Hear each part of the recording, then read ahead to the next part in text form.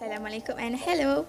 So today we will discover and dig depth regarding the impacts of climate change. So this study will not only reveal the shocking truth and the facts about climate change, specifically the impacts of it, but also will present the method, ideology and the linguistic elements used in regard with this topic. Long-term changes in temperature and weather patterns are referred to as climate change. These movements might be caused by natural causes such as oscillations in the solar cycle. However, since the 1800s, human activities have been the primary cause of climate change, owing mostly to the use of fossil fuels such as coal, oil and gas. This study attempts to explore the functions of linguistic elements through the use of language in producing the embedded ideologies and power in online newspaper using critical discourse analysis (CDA). Assalamualaikum, I am Nurul Farihah and I will present on intensification and quotation.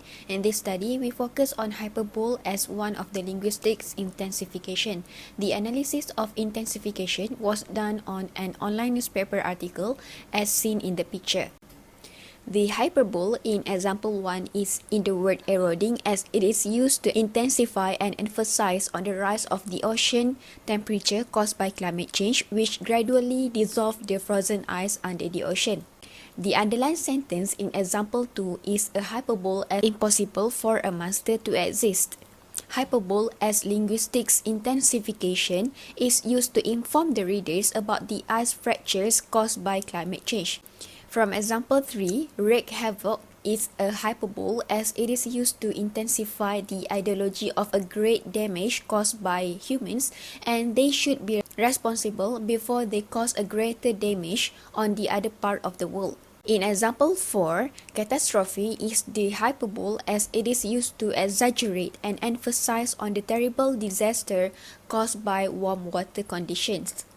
Death knell in example 5 refers to a warning of the end of something.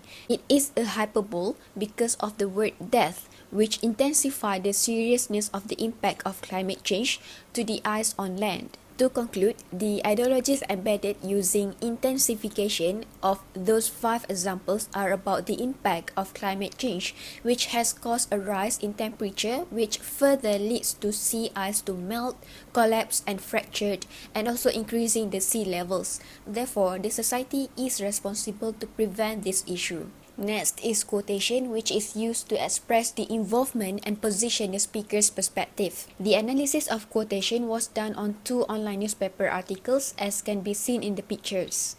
The ideology of quotations in example 1 is that the high temperature caused by climate change can cause the ice to collapse, which can trigger a tsunami, thus affecting those who live near the area. Similar to example 1, quotation in example 2 is used to warn the effect of climate change, which can affect daily life as it can cause water system failure or tsunami. Quotation by the scientists in example 3 is used to support the author's argument, as the authors blame countries who delayed in providing support to prevent the effect of climate change in the same paragraph of the quotation in the article. In example 4, the authors use quotations to signify that they reported the original words of the authority, in this case the President of Maldives, Ibrahim Mohamad, to emphasize the impact of small temperature differences to the Maldives. In the same paragraph of example 5, the authors express their stand that society should be responsible, and they also blame the government who failed to prevent the issue of climate change. Therefore, quotations of the expert is used to support the author's stand, and at the same time, they also separated their voice from the voice of Antonio Guterres, the Secretary General of the UN. To conclude, the ideologies embedded using quotations of those 5 examples are about the impact of climate change. It can be understood that ideologies can be identified using quotations as it support the writer's arguments, signify the original utterances of the experts, and distinguish the author's perspective from the experts. So that's all from me. Thank you. Hi and good day. I am Amnie and I will continue on the next linguistic element for this study, which is argumentation.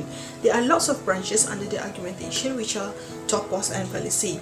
For this part, it will be elaborated accordingly to topos of number. As seen in example 1, it talks about how the temperature in the Arctic has risen in only a short period of time.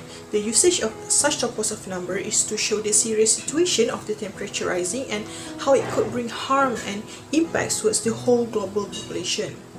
The next example is as seen in the slide. The excerpt talks about the possible situation in the next 28 years for humans if floods keep occurring.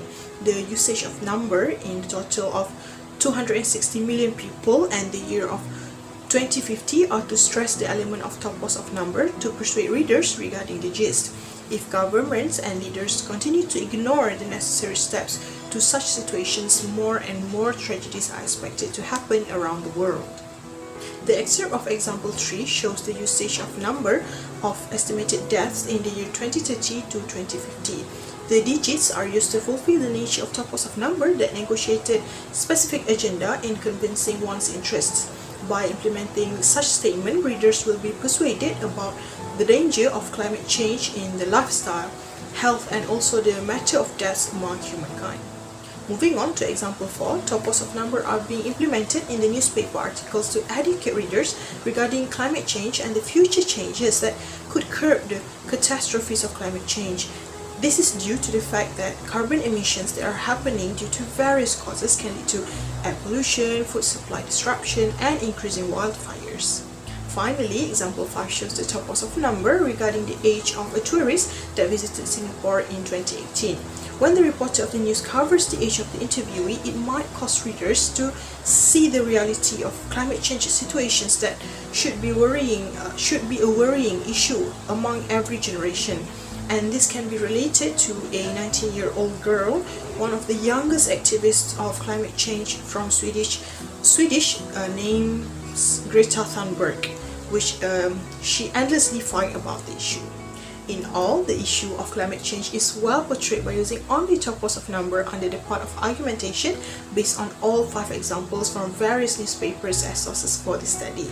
Whether it is about the number of people, the percentage of the world, the water level, or even the world temperature, they are all able to contribute to major changes and influence towards the aftermath of the survivability of humankind. Now, I will continue with the next linguistic elements, which is stance markers. In most academic papers, stance and engagement characteristics as required strategies in organizing the interaction between text, readers, and social context mainly reveal the key intricacies of rhetorical functions. So, what is stance markers? So, stance markers are important language elements that writers use to communicate with their own opinions, judgment, or assessments regarding the argument of certain texts. Ailing subcategorized the model into different markers, which are hedges, boosters, attitude markers, and self-mentions.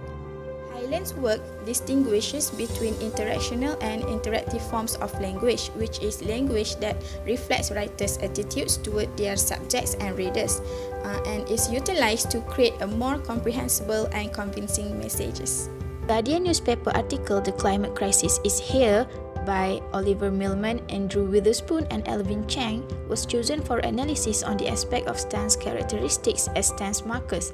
Throughout the text, the author wishes to communicate a message to those who are accountable for taking the essential activities in response to climate change. Let's take a look at the example 1.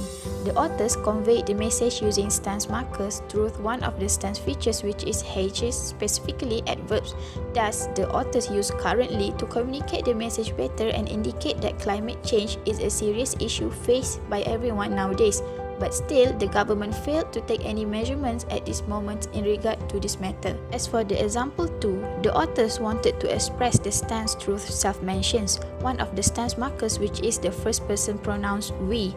Therefore, the authors use personal pronouns to indicate the closeness and make the readers believe that they are facing the situation together. Now, moving on to example 3. The sentence features used by the authors are one of the hedges in terms of approximators, which is the phrase about. The authors use approximators as stance markers to illustrate that they might fall into a very serious condition with regards to the climate change impacts if those who are accountable do not take any actions. from example 4, the stance markers used by the authors is attitude markers, which is a deontic verb. Based on the stance markers used by the authors, the deontic verb should indicate that the author wanted to emphasize on the importance of maintaining the average temperature to prevent the fatal consequences concerning climate change. Lastly, example 5, the stance markers used by the authors is boosters, which is an adverb. The authors use the phrase will to convince the readers about the evidence as well as make the readers believe that the information was true, and the tragic situation might happen if there is no prompt actions taken with reference to the climate change impacts. To conclude, responsible party, especially the government, should take urgent action to avert the terrible effects of climate change.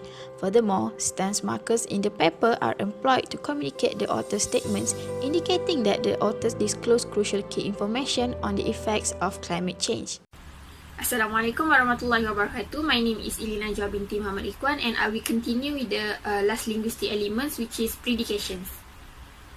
So according to Woda and Meyer, predicational strategies can be described as one of the important elements of self and other presentation. So the main focus of this strategy is to label the social actors, objects, phenomena, events or processes and actions more or less positively or negatively, earnestly or critically.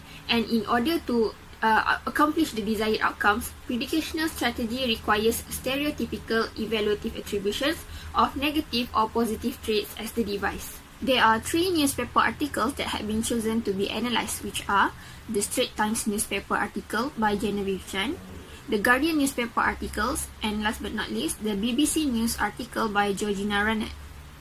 So let's take a look at the first example.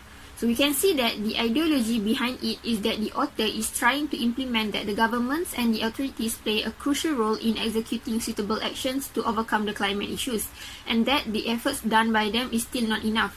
While there is some progress being made, it is being delayed by personal entities and a strong conservative majority that refuse to acknowledge the reality, or in other words, their progress is slow. While many individuals have been doubling down their endeavours to increase awareness in regards to this issue, the remaining steps should be taken by the authorities and the governments. Next, in example 2, the author emphasized that every community and society should act as one in dealing with climate change, as everyone contributes to this issue, even though there is a large range of individuals' causal accountability. It can be seen that the author is indicating that some people are still choosing to shrug off the climate change warning even if this issue has been reported widely. Moving on, in example 3, the authors are trying to convey that humans are the main cause of climate change, as they emphasize human activity being the cause of this issue. Humans are the ones who burn fossil fuels, raise livestock and destroy trees, all of which contribute to the increase in heat-trapping gases in the air. As in example 4, the authors are indicating that the government and communities are not paying adequate attention in recognizing a series of small changes which had been salient enough to bring about a bigger change. The we is depicted in the predicate in the negative terms. As the climate change happened so fast, many people have yet to realize some of the actions which they consider as small matter have contributed to the worsening of the climate issue. People keep on doing things that cause harm to the environment, such as the burning of fossil fuels and deforestation. Last but not least, in example 5, the author is implementing the we to portray that everyone from the authorities to the societies have significant roles to overcome the climate change issue.